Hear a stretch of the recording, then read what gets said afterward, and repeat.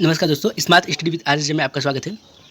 जैसा कि आपको पता है कि यूपी ट्रिपल एस सी पेट का फार्म आ चुका है और यूपी ट्रिपल एस सी का फार्म तो बहुत लोग भरेंगे, पर उनमें से बहुत सारे लोग बाहर भी हो जाएंगे। जैसा कि पिछले बार हुआ, 13 लाख लोगों ने आवेदन किया था और उनमें से सिर्फ बहुत ही कम लोग पेट क्वालिफाई कर पाए। इसका कारण है सिलेबस सही ढंग से ना पढ़ना, सिलेबस ना दिखना। सिलेबस में बहुत ही कम सब्जेक्ट है, पर जो लोग UP triple S C PET के सिलेबस के बारे में नहीं जानते हैं, वो अन्य सब्जेक्ट भी पढ़ने लगते हैं और अन्य टॉपिक भी पढ़ने लगते हैं, जिससे उनका समय बहुत ही वेस्ट होता है। तो आइए इस वीडियो में हम लोग UP triple S C PET के सिलेबस के बारे में समझते हैं, ताकि हम UP triple S C exam को आसानी से क्रैक कर सकें। आइए, इसकी सबसे पहली टॉपिक है भारतीय इतिहास, जो कि 5 अंक का होता है। इसमें सिंधु घाटी सभ्यता, वैदिक संस्कृति, बौद्ध धर्म, गौतम बुद्ध जीवनी एवं शिक्षाएं, जैन धर्म, महावीर जीवनी और शिक्षाएं, मौर्य वंश, सम्राट अशोक, गुप्त वंश, समुद्रगुप्त, चंद्रगुप्त द्वितीय, हर्षवर्धन, राजपूत काल से संबंधित कुछ फैक्ट्स हैं। राजपूत काल, सल्तनत काल, मुगल साम्राज्य, मराठा, ब्रिटिश राज्य का अभ्युदय एवं प्रथम स्वतंत्रता संग्राम, ब्रिटिश राज्य का सामाजिक आर्थिक प्रभाव। दूसरा टॉपिक है भारतीय राष्ट्र आंदोलन, Indian national movement. Indian national movement से 5 टॉपिक ही पढ़ना है।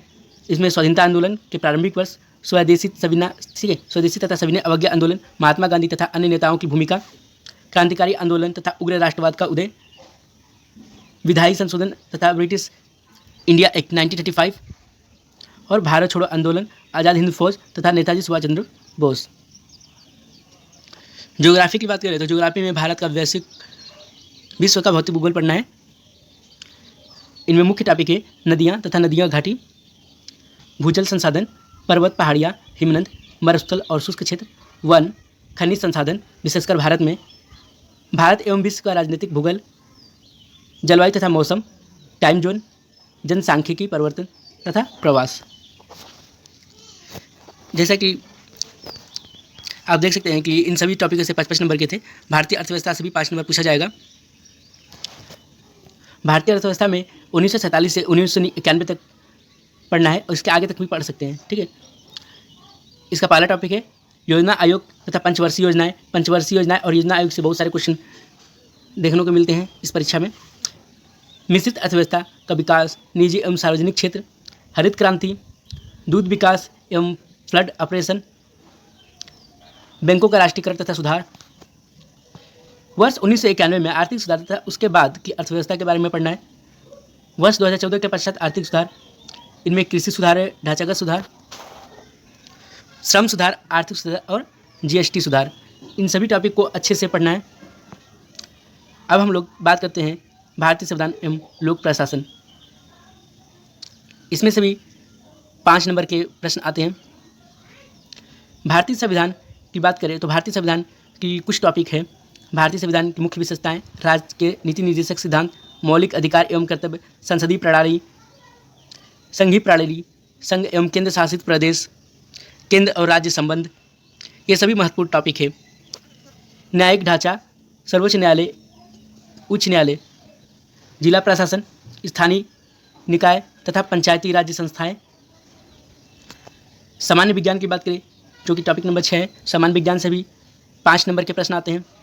इन सामान्य विज्ञान में 3 मुख्य विषय हैं, प्रारंभिक भौतिक विज्ञान, प्रारंभिक रसायन विज्ञान और प्रारंभिक जीव विज्ञान।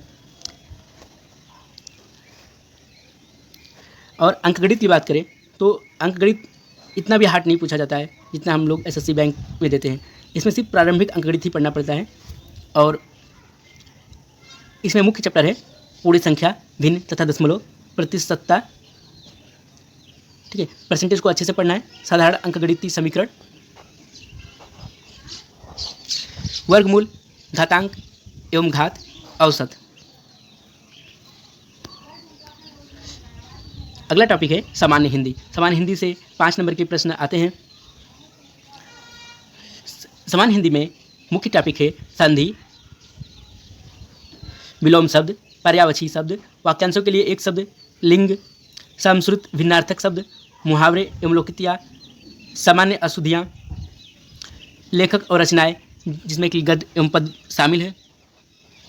सामान्य अंग्रेजी की बात करें तो सामान्य अंग्रेजी से भी 5 नंबर के प्रश्न आते हैं। इसमें अंग्रेजी व्याकरण पढ़ना है और अपठित गद्यांश पर आधारित प्रश्न पढ़ना है। लॉजिक और रीजनिंग, तर्क एवं तर्क शक्ति की बात करें तो इसके मुख्य टॉपिक बृहत लघु, ठीक है, बृहत एवं लघु, क्रम एवं रैंकिंग, संबंध, समूह से भिन्न को अलग करना, कैलेंडर एवं घड़ी, कारण और प्रभाव, कोडिंग, डिकोडिंग में संख्या तथा अक्षर से संबंधित पढ़ना है। निगमनात्मक तर्क तथा कथन विश्लेषण एवं निर्णय। इस परीक्षा में करंट अफेयर भी पूछा जाता है। करंट अफेयर समसामयिकी में भारत एवं वैश्विक, जो कि 10 नंबर के प्रश्न आते हैं। अब हम लोग बात करते हैं जीके की, सामान्य जागरूकता, जनरल अवेयरनेस। जनरल अवेयरनेस भी 10 नंबर से आते हैं प्रश्न। इसके मुख्य टॉपिक है भारत के पड़ोसी देश, राजधानी एवं मुद्रा, भारत के राज्य तथा केंद्र शासित प्रदेश, भारतीय संसद, राज्यसभा, लोकसभा और विधानसभा परिषद, राष्ट्रीय एवं अंतर्राष्ट्रीय दिवस, विश्व स्वास्थ्य, ठीक है, विश्व संगठन एवं उनके मुख्यालय, भारतीय पर्यटन स्थल, भारत की कला एवं संस्कृति, भारत एवं विश्व के खेल, भारतीय अनुसंधान संगठन, प्रसिद्ध पुस्तकें और लेखक, पुरस्कार एवं विजेता। जलवायु परिवर्तन एवं पर्यावरण, ठीक है। अगला टॉपिक है टॉपिक 13, अपठित हिंदी गद्यांश का विवेचन एवं विश्लेषण। प्रत्येक पर 5 प्रश्न होते हैं जो कि 10 नंबर का पूछा जाता है। टॉपिक 14, ग्राफ की व्याख्या एवं विश्लेषण, ठीक है। 2 ग्राफ होते हैं और प्रत्येक पर 5 प्रश्न होते हैं। तालिका की व्याख्या एवं विश्लेषण, 2 तालिकाएं होती हैं और प्रत्येक तालिका पर 5 प्रश्न मिलते हैं। इस तरह से आपका 10 नंबर होता है, ठीक है। तो इन सभी टॉपिकों से अच्छा नंबर स्कोर कर सकते हैं। अपठित हिंदी गद्यांश का विवेचन एवं विश्लेषण, जो कि 2 गद्यांश आता है और प्रत्येक पर 5 प्रश्न आते हैं, ठीक है।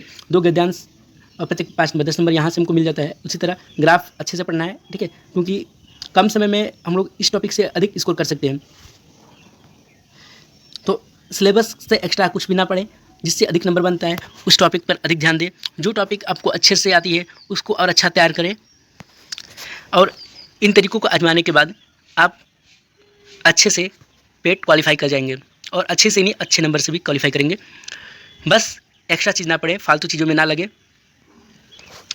और यदि हमारे वीडियो से आपको लाभ होता है, ठीक है, तो दूसरे को भी शेयर करिए और लाइक का बटन दबाना ना भूलें। धन्यवाद।